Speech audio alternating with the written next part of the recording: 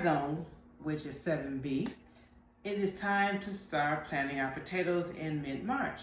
So I'm going to plant my russets that are ready. The other ones that still have to grow eyes, which are the Yukons and the Quebec. And then there are my sweet potato plants. We're gonna do that. So we're gonna start with the russets. I need this cutting board, this knife, and I refurbished everything.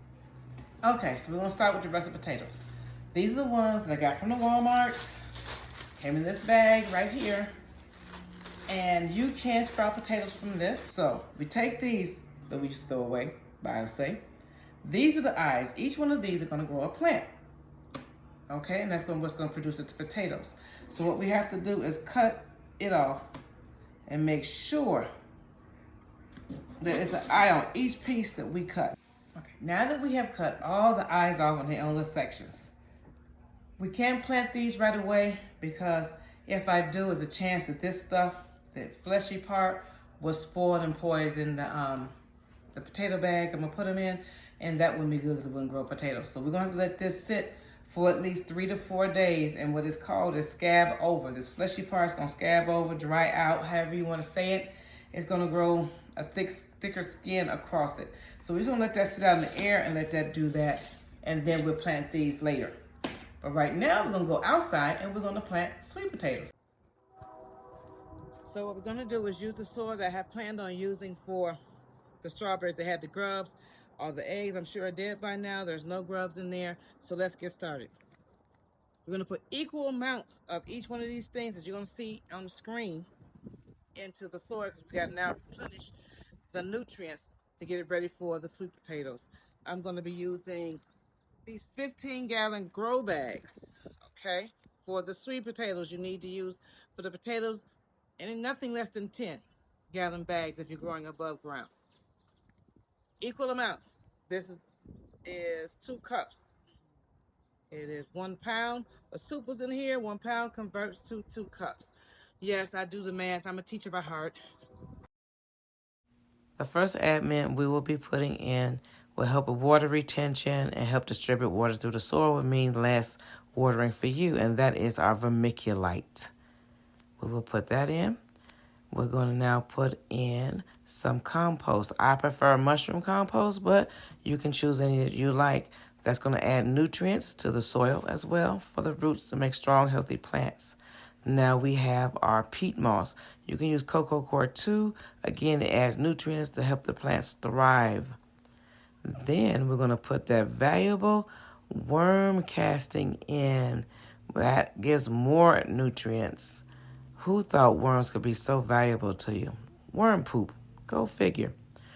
We're going to put that in. You didn't see it, but I also put in a cup of perlite, which gives us aeration and helps the soil to be light and fluffy. Now we mix everything together and we're ready to plant.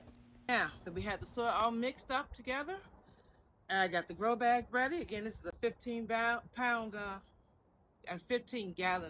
grow bag. You don't want to grow potatoes or anything less than 10 gallons. And the inside, I have broken up some leaves, some old dried leaves and twigs.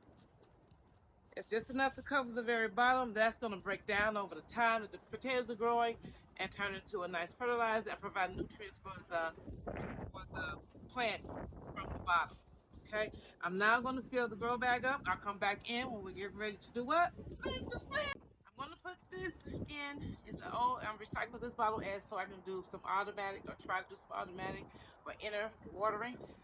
Hose it in here. It's an old water bottle. I'm going to dig a little hole and get this down as deep as I can so it can water the roots down as the plant grows. I'm going to get as deep as I can. Okay. I'm going to backfill it in around it. Got some dirt in it. Let me get that out. We don't want dirt in it because then it won't do what it needs to do because it's clogged. Already, that's time to plant the sweet potato slips.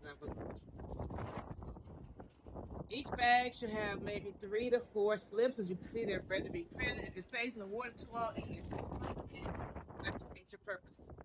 So I'm going to plant them about 1/4 inches in the ground. Yes, I do the math. I'm a teacher at heart.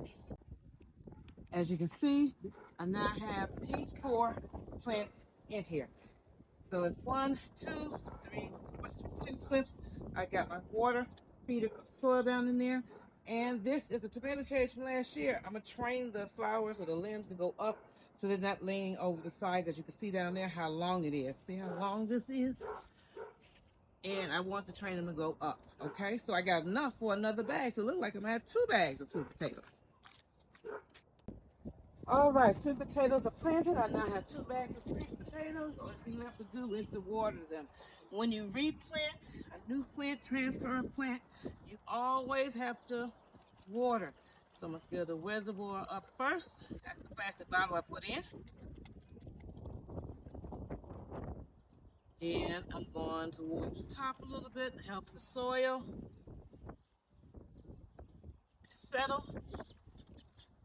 Help the roots get more water. That's a gallon of water. Waste not, want not. So now I'm gonna just water this a little bit. I'll have to water this every day until they settle in. Then after I do that, after they settle in, then it won't take so much watering. Potatoes like damp soil, not wet feet. Remember that. And that's it for today. Sweet potatoes planted, yay! And I got more stuff growing in the house. I don't know what I'm gonna do with those, but hey, the more the merrier, right?